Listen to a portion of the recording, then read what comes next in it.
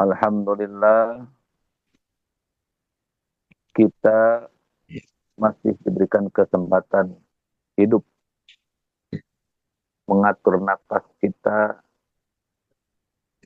selalu dengan ingat kepada Allah, berzikir kepada Allah, mengatur penglihatan kita, mengatur pendengaran kita, akal kita, nafsu kita, agar selalu senantiasa bersama dengan Allah.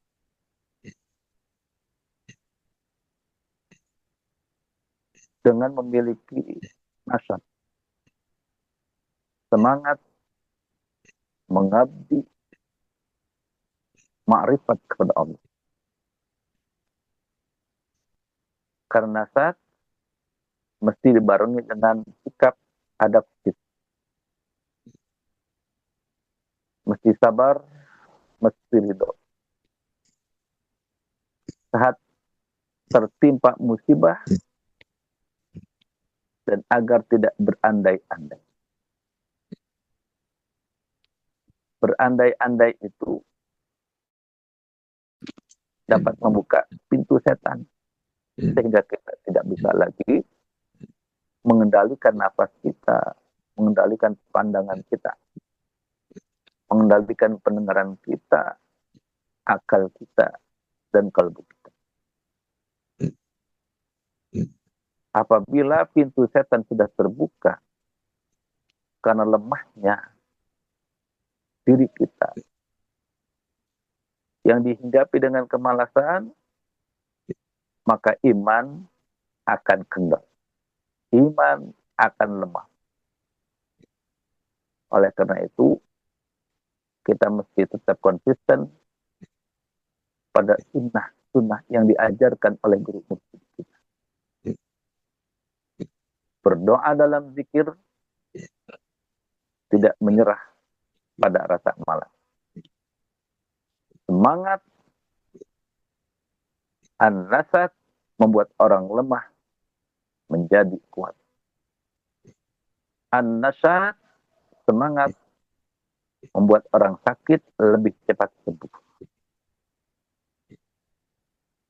An-nasat, semangat, membuat orang yang terpuruk akan bangkit kembali. Rasulullah Shallallahu Alaihi Wasallam bersabda, Innal imana la yakhluqu fi jawfi ahadikum kama yakhluqu thawb. Fasalullah ta'ala. Ay jadidal imana fi qulubikum. Sabdanya Rasulullah Sallallahu Alaihi Wasallam dalam hadis yang diriwayatkan oleh Imam Rawahu At-Tabrani, dan diriwayatkan oleh Imam Tabrani. Sesungguhnya iman itu bisa melemah, bisa rusak di dalam dada salah seorang di antara kalian. Artinya di dalam qalb, di dalam hati salah seorang di antara kalian, termasuk kita. Sebagaimana rusaknya pakaian, maka mohonlah kepada Allah untuk memperbarui iman di dalam hati kalian. Lalu apa penyebab rusaknya iman? Penyebab rusaknya iman di antara yang pertama adalah ghaflah, lalai kepada Allah, yang disebabkan karena fokus kepada dunia, fokus dengan kedudukan, fokus dengan jabatan, selalu memikirkan harta benda, memikirkan keluarga dan sebagainya, sehingga kita lupa kepada Allah. Inilah yang akan menjadi rusaknya. Lalu yang kedua, ma'asi, berbuat maksiat dengan anggota badan kita. dengan mata kita, dengan telinga kita, dengan mulut kita, dengan tangan atau kaki kita,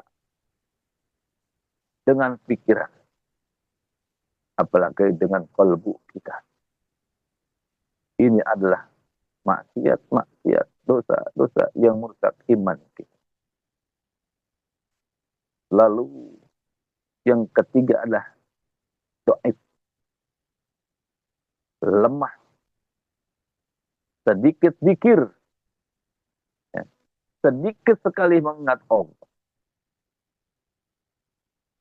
Apalagi jarang berzikir. Sedikit berzikir saja, sedikit mengingat Allah saja, maka kalbu kita yang terdapat iman kita akan rusak.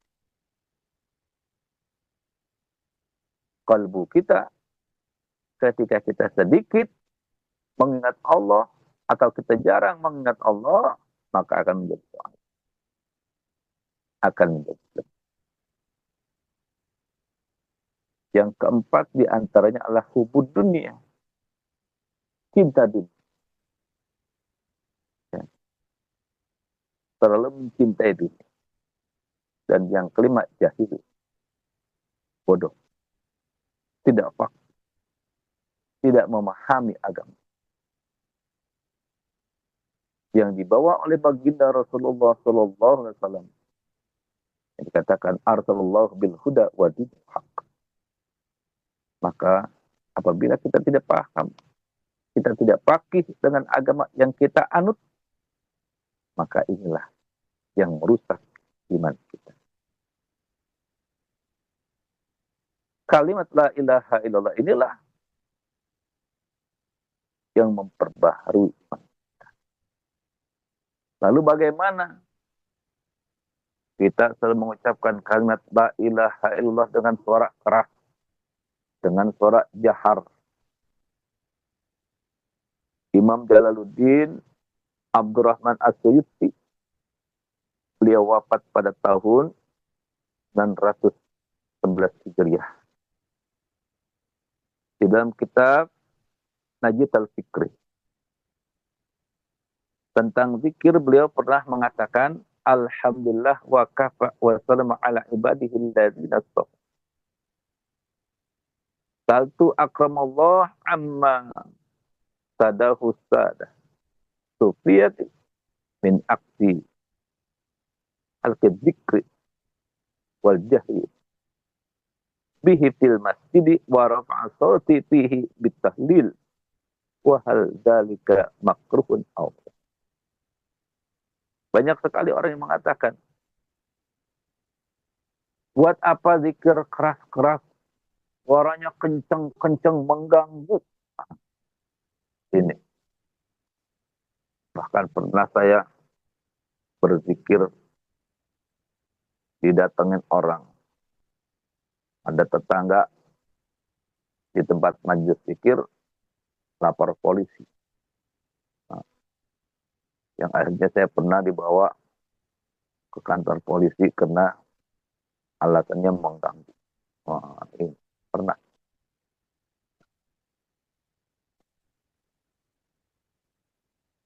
Alhamdulillah, segala puji bagi Allah.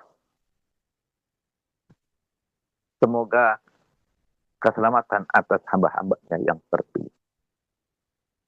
Aku bertanya, semoga Allah memuliakanmu tentang kebiasaan para sadat. Nah, para sadat, pemimpin spiritual sufi, mengadakan majelis zikir jahar di masjid, serta mengeraskan suara dengan kalimat la ilaha illallah. Apakah hal ini makruh atau dibenci atau tidak? Para sadat, para sufi mengadakan majelis zikir jahar di masjid. Suaranya dijaharkan, bahkan memakai pengeras suara. Sedangkan zikir jahar, ya, itu adalah untuk memantapkan tauhid, menjadikan kalbu tenang dekat kepada Allah. maka hukumnya tidak makruh, tetapi sunnah. Ittiba, mengikuti sunnah Nabi dan para sahabat. Jawab annahu la karaha fi syai'in min dzalik. Dijawabnya tidak apa-apa. Tidak ada kemakruhan. Ketika kita berzikir kalimat tauhid la ilaha illallah menggunakan pengeras suara di masjid atau di majlis. Jadi boleh, tidak makruh. Jadi zikir jahar, membuat majlis zikir jahar, ya, baik di rumah maupun kita membangun.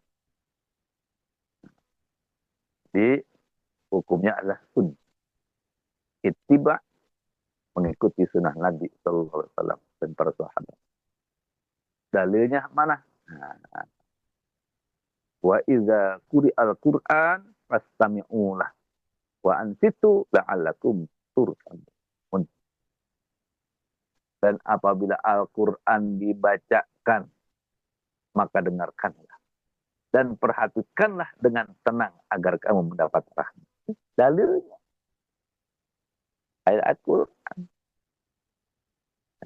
Quran itu adalah kalam Allah, firman Allah. Sebagai nur, sebagai cahaya, hidayah yang menerangi kalbu dari kegelapan ghaflah, kegelapan lalai. Maka istami'u, dengarkan. Ketika hati kita memperhatikan bacaan-bacaan Al-Quran, ayat-ayat Al-Quran, ketika kita membaca kalimat la ilaha illallah, maka kalbu akan hadir. Hati akan hadir. Mendengarkan firman Allah. Bertawajuh. Menghadap kepada Allah al-haq, yang maha benar. Meninggalkan dunia dan meninggalkan hawa nafsu. Ketika kita membaca ayat Al-Quran atau ketika kita membaca kalimat la ilaha illallah, maka hati kita akan menjadi tenang. Kenapa? Karena kita dekat kepada Allah. Memperhatikan dengan tenang. Maka kalbu akan selalu dekat kepada Allah. Kalbu yang sakit akan menerima hidayah untuk putuh.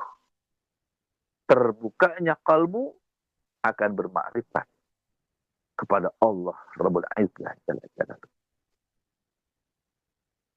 Jadi la'alakum turhamun, agar rahmat Allah turun. Kalbu akan selalu merasa dekat kepada Allah. Dia akan wusul, akan sampai pada makom kedudukan qaribullah, dekat dengan Allah. Jadi ketika kita menikmati zikir, ketika kita menikmati alunan-alunan ayat-ayat Al-Quran dibaca, maka kalbu kita sesungguhnya sedang berada di makom qaribullah, dekat kepada Allah. Kita sebagai salik, penempuh jalan spiritual dalam thariqah Qadiriyah, Naqsabandiyah, mendengarkan Al-Quran, mendengarkan kalimat la ilaha illallah, maka akan terhubung kepada Allah. Disinilah akan turun rahmat. Iman akan menjadi kokoh, akan menjadi kuat, dan selalu baru. Maka dengarkan dan perhatikan Al-Quran. niscaya kalbu kita terhubung kepada Allah. Bahkan kalbu kita terhubung kepada Allah. Rahmat turun. Sebagai seorang murid akan wusul sampai kepada Allah. Maka disinilah yang dikatakan palah. Ketika kita merasa dekat kepada Allah, merasa sedang berhadapan kepada Allah, sedang mendengarkan firman-firman-Nya, sedang mengelafazkan kalimat zikir la ilaha illallah, maka falah. Kemenangan dunia dan kemenangan akhirat kita akan raih. Tapi dikatakan bagi orang-orang yang hatinya kotor, tidak memiliki zikir, tidak ada laat pembersihnya, la yamashu illal mutahharu. Tidak ada yang menyentuh. Jangan menyentuh Al-Quran. Tidak menyentuh Al-Quran. Tidak menyentuh kalimat la ilaha illallah. Kecuali orang-orang yang suci. Yang kalbunya telah disucikan. Tidak ada yang dapat menyentuh Al-Quran. Tidak ada yang bisa menyentuh huruf-huruf Al-Quran.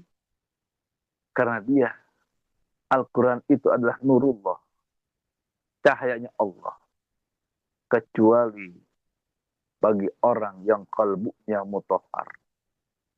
Kalbunya suci. Bersih. Yang suka tazkiyatun nufus. Membersihkan jiwanya.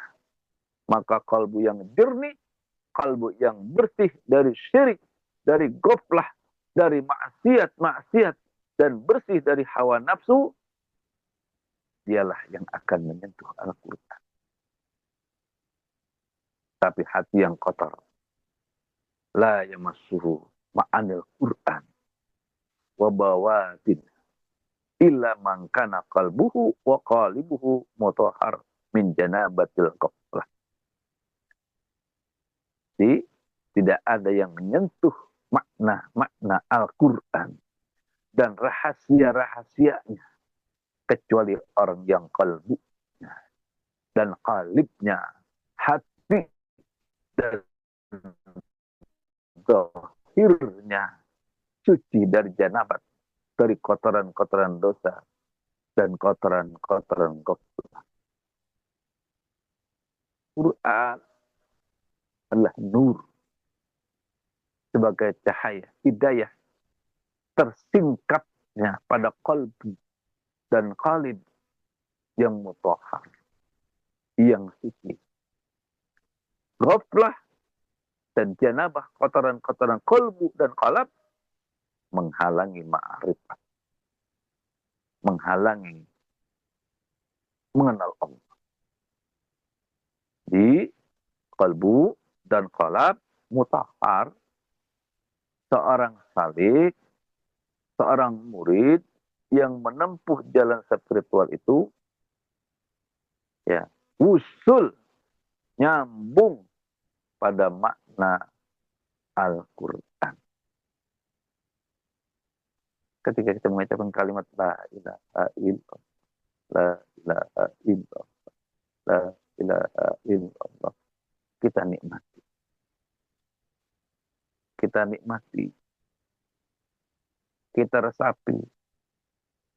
Maka akan timbullah pikir hobi dalam kalbu kita. Nah, ini akan hidup. Hidupnya kalbu kita dengan zikir jahar. Mengucapkan kalimat la ilaha illallah dan membaca ayat-ayat Al-Quran. Agar supaya hati kita tergetar. Membaca ayat-ayat Al-Quran, maka syaratnya hati kita mesti dihidupkan. Hati kita mesti dibangunkan apabila tertidur. Hati kita harus disembuhkan apabila hati kita sakit. Hati kita dibangunkan apabila hati kita tidur. Hati kita dihidupkan apabila hati kita mati. Dengan apa? Dengan tauhid. Dibangunkan, disembuhkan, diingatkan dengan kalimat la ilaha illallah yang dimasukkan ke dalam kolbu.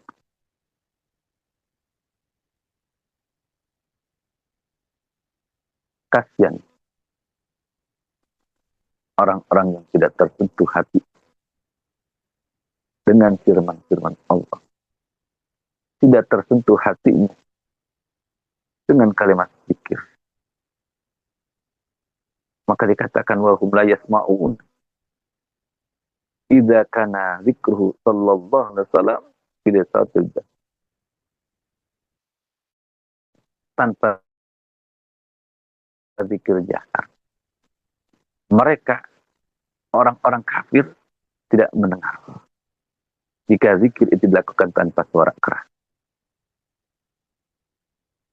Jadi maka zikir jahar ini diucapkan sekeras-keras, sekuat-kuat. Jangan sampai seperti orang-orang kafir yang mengatakan Rasulullah ketika sedang berzikir jahar, Rasulullah dikatakan majnun. Karena itulah hati mereka tidak tersentuh nur dari firman Allah. Tidak tersentuh dari kalimat firman-firmannya Allah. Tidak tersentuh kalimat zikir, yaitu rajanya zikir. Inti dari Al-Quran, yaitu la ilaha illallah. Maka bagi orang yang telah ditalkinkan, yang telah dimasukkan kalimat la ilaha illallah, maka cahaya Al-Quran akan menyebar ke seluruh pori-pori, pada bulu-bulunya, pada kulit, pada dagingnya, pada syaraf-syarafnya, pada darahnya, pada tulangnya, dan sumsum. Sungguh berbahagia orang yang telah mendapatkan hak talqin zikir dari Ruhul Amin, dari guru mursyid yang diutus oleh Allah dengan membawa hidayah dan agama yang lurus. Maka inilah yang harus kita kerjakan. Selalu semangat dalam menempuh, dalam suluk kepada Allah melalui ajaran-ajaran guru mursyid kita. Melalui sunnah mursyid, melalui zikir harian, melalui manaqibah. Dan setiap apa yang dimaklumatkan, diajarkan oleh guru kita. Agar senantiasa kita bersama Allah dan Rasulnya. Berkah segalanya, semuanya, selamanya. Al-Fatihah. A'udzubillahi minasyaitonirrajim. Bismillahirrahmanirrahim. Alhamdulillahirabbil alamin arrahmanirrahim maliki yaumiddin. Iyyaka na'budu wa iyyaka nasta'in ihdinas siratal mustaqim siratal ladzina an'amta 'alaihim ghairil maghdubi 'alaihim waladdallin. Amin. Wa minkum wassalamualaikum warahmatullahi wabarakatuh.